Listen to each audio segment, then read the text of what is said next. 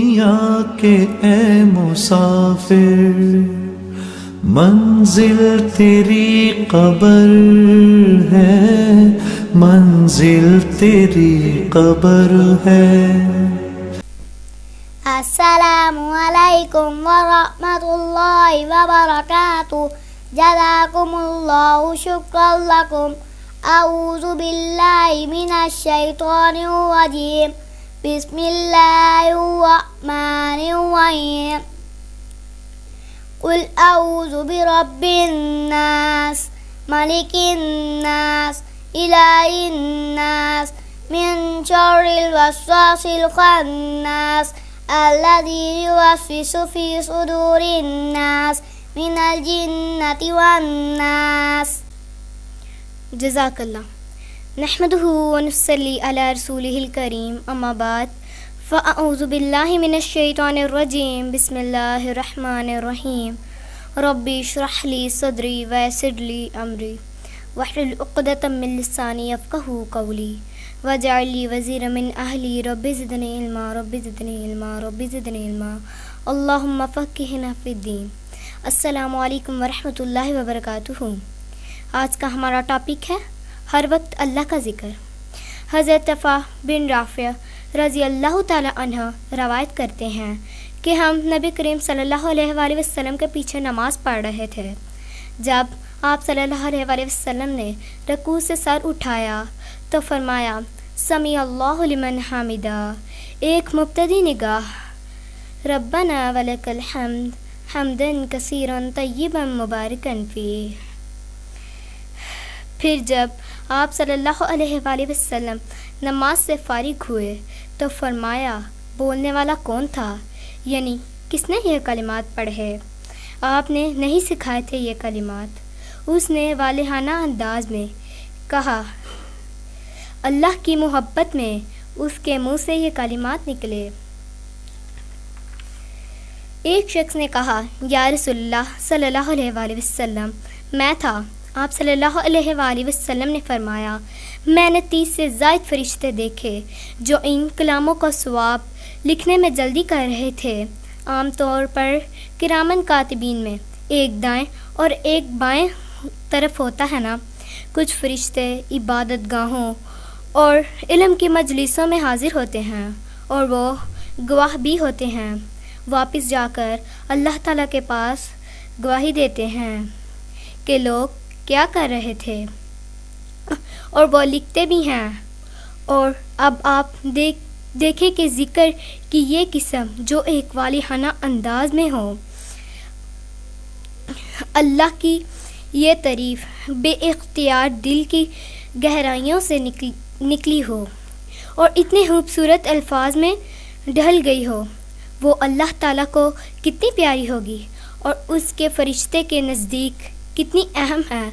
لہٰذا انہوں نے اس کو فوراً اٹھانے کی اور لکھنے کی کوشش کی۔ آپ صلی اللہ علیہ وآلہ وسلم کو تو فرشتے دکھائی دیتے تھے نا۔ آپ صلی اللہ علیہ وآلہ وسلم اللہ تعالیٰ کے پیغمبر تھے۔ آپ نے وہ چیزیں دیکھ کر یقین کے ساتھ آگے لوگوں کو بتائیں۔ اب یہاں پر ایک بات یہ بھی سمجھ لیجئے کہ آپ صلی اللہ علیہ وآلہ وسلم کی موجودگی میں ایک کام کا کیا جانا اور پھر آپ کا اس پر تعریف کرنا یا اسے امپروو کرنا یا اس پر خاموشی اختیار کرنا، یہ تو درست ہے، یہ بیچ میں اضافہ نہیں، کیونکہ آپ کا امپروول ہے اس پر اسی کی ایک قسم۔ یہ عمل پھر سنت بن جاتا ہے جو آپ کی موجودگی میں ہوا اور آپ نے اس کو کنفرم کر دیا۔ لیکن آج کے دور میں کوئی شخص نماز میں اس طرح کے اضافے کرنا شروع کر دے اپنی مرضی سے، تو کیا یہ جائز ہوگا؟ کیوں؟ فرق کیا ہے؟ یہ کیوں بدعت بن جائے گا اور وہ کیوں سنت بن گیا؟ یہ عمل کسی بھی چیز کی ایکسیپشن کا یا ریجیکشن کا صرف آپ صلی اللہ علیہ وآلہ وسلم ہی کی موجودگی میں ہو سکتا تھا۔ آپ صلی اللہ علیہ وآلہ وسلم ہی کو یہ اختیار تھا۔ مجھے آپ میں سے کسی کو یہ اختیار نہیں کہ ہم کوئی بات ایسی عبادت کے اندر ڈال کے اسے کہیں کہ یہ بھی اچھی لگ رہی ہے۔ اس سے بڑی خوبصورتی ہو رہی ہے، اور یہ کام بھی کر لینا چاہیے۔ مثلاً اگر آج ہم میں سے کوئی نماز میں یا وضو کے وقت یا کسی بھی وقت شامل کرے تو یہ عمل سنت نہیں قرار پائے گا، یہ عمل دین میں اضافہ ہوگا کیونکہ دین مکمل ہو چکا ہے۔ ہاں، نماز کے علاوہ آپ اللہ کی حمد و ثنا اور تعریف کے جو بھی کلمات کہیں، جس انداز سے آپ کو اپنے رب پر پیار آئے، وہ آپ کا اور آپ کے رب کا معاملہ ہے، کیونکہ ذکر کی ایک قسم تو وہ ہے جو ہمیں ایک خاص انداز میں سکھا دی گئی ہے، یا تو آپ نے خود اس کو کیا، آپ صلی اللہ علیہ وآلہ وسلم کو کرتے ہوئے، آپ صلی اللہ علیہ وآلہ وسلم کو پڑھتے ہوئے لوگوں نے دیکھا، یا پھر کہ آپ کی موجودگی میں ہوا اور آپ نے اس کو پسند فرمایا، لیکن اس کے بعد ہمیں اس بات کا پابند نہیں کیا گیا کہ ہم صرف اور صرف اسی انداز میں ذکر کریں، ہم اس کے علاوہ اللہ کی محبت میں اللہ کو جس انداز میں چاہیں یاد کریں، بے شک وہ انداز شریعت سے ٹکراتا نہ ہو، یعنی اس کا مخالف نہ ہو، کیونکہ ذکر کیا ہے؟ اللہ تعالیٰ کی یاد۔